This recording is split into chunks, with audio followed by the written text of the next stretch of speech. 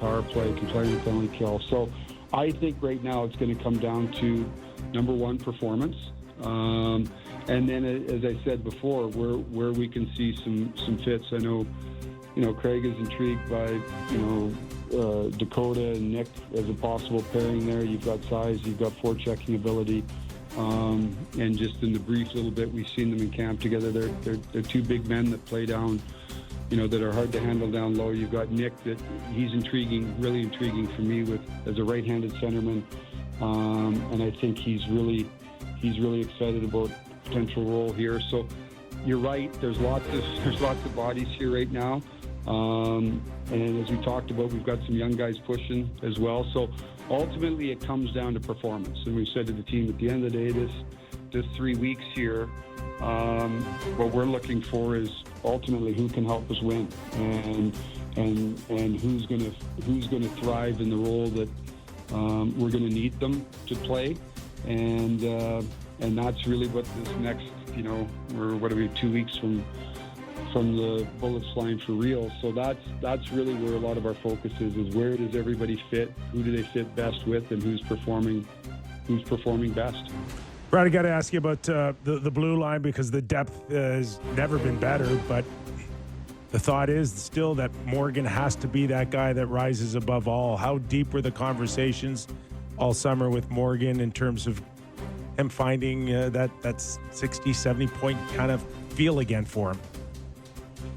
Yeah, I think Morgan and I had a good chat, after the season, and I think it was just a real honest discussion. And, what we need is, we don't need anything more than just, we need the best version of Morgan. And what was really gave me a lot of confidence is, you guys know him, he's a proud guy. He's, he's a truthful guy, right? We all know when we can be better, and he took it to heart. And like I said, I always laugh at the beginning of every training camp, because everybody's in the best shape of their life, and everybody's either lost 10 pounds or gained 10 pounds, and everybody looks good. But Morgan really, there was a fire to him this summer. We're in the facility, and I don't remember many days that Morgan wasn't here. And so he really put a lot of work in his preparation this year. And you're right, we need, it's not a secret, we need the best version of Morgan. I'm really confident that we're going to get it. But that, it doesn't just stop at Morgan. I like our blue line. We've got, we start the year now with Carlo here, who came late last year. There is depth there. It's an experienced group, and then you've got some guys pushing from underneath, which at the end of the day, to be a good organization, you need that at all positions. You need people pushing, and we certainly have that. So we talk about the 6 or 7 guys, or however many you keep up here, but you're going to go through injuries. And we saw it last year, especially up front. We had a lot of injuries, but I think it can be a real stabilizer for our team, is our defense, and that we need all of them contributing to the level that they can. And like I said, through the first, whatever we've been through here now, 5 or 6 days,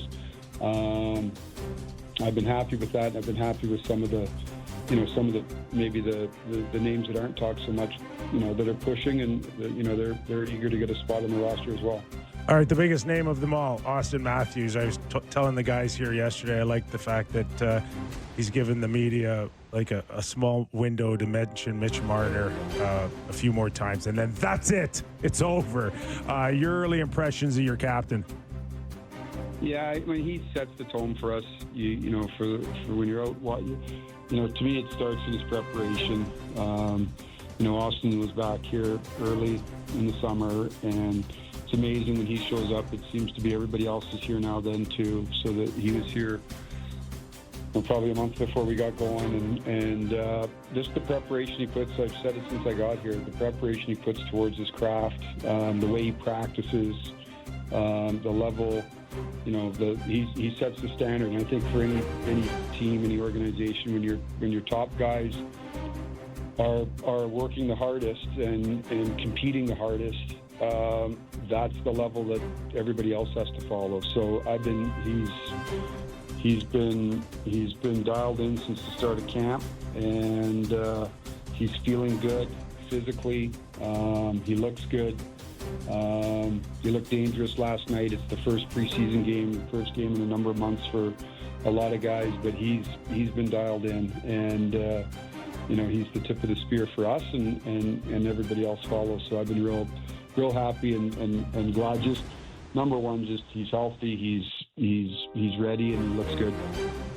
Brad, we really appreciate your time. Enjoy the ball game tonight.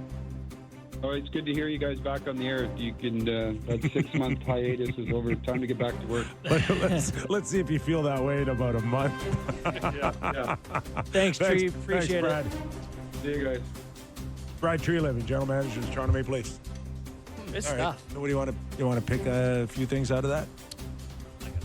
We got a little time here. Or Yeah, you want yeah. to go to break? But we got all day. Oh, I mean, by all day, I mean 20 All right. minutes. But what's Your your first We're all going to say the same thing. It's the Joseph Woll thing. goalie? Yeah, goal? Goalie. Yeah. That felt like maybe he's not coming back next week. No. You don't. Guy doesn't go home. And you know what I found kind of, listen, we all want to respect whatever's going on. We're not prying or talking from a anything, hockey but we're perspective. just talking from a perspective that, when a guy has a leave of absence and needs to go home for whatever reason or go somewhere, it's not to come back in 3 or 4 days. No. So I don't see him coming back for a month. Whoa. Really? Think about it. A Right? month? So Think about it. October, like almost conjecture. like Halloween. Throwing things October it's September 24th. Listen, and when I say that, I'm talking about how long he'll be out of the lineup. Yeah, because he's got to ramp back up and He gets needs practice. He'll need 10 days, maybe go to the Marlies for a conditioning right? stint or So something. if he's gone for 2 weeks, he'll need close to another 2 weeks to get ready to play. He's missed training camp. Okay? I actually think that's a bigger deal than He's people missed realize. training camp. Go Not ask for him, Swayman Jim. in Boston what missing training camp does. Yeah. Go ask these guys. It's a big deal for a goalie to miss training camp. So, But I mean, to his point, which he said to you guys, that well, no, not even that. Like they do need, and you brought it up with the Murray thing, and he brought up Martin Jones before. They do need to have a third sort of veteran goalie But anyway. if he's, with these two goalies, I'll say kind of the same thing I've said for a few jumps. If he's not looking right now hard, he's not doing his job. So, it sounds like you and maybe Tree, perhaps Sam, don't think can be a serviceable NHL backup yet. no, Okay. no, I don't. And thought he looked all right last night. He's Okay. big, but gives me Yeah, he looked good. big time Jonas Gustafsson vibes. Yeah, he's not Guys. the most assertive at times. No. He was good last night. Yeah. 82 games, long season. We've seen teams bury themselves in October to mid-November, and it's not necessarily do it that most you're gonna,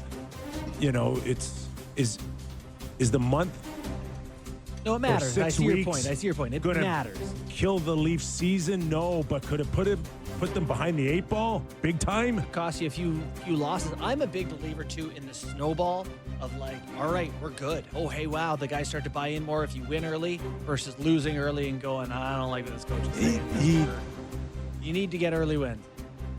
Asking Hildeby to come in now and hold the fort for a month, Well, I it's think Stolarz. is. You might need him to play 40 times if it was a full season. Like, But he hasn't played 40 times in 10, 12 years. Now he's going to do it? no, I know. That's what I'm saying. Well, I'm even saying not Stolarz, but the backup is going to matter in Toronto. It's not your typical backup. You have a You're- couple you're of a- bad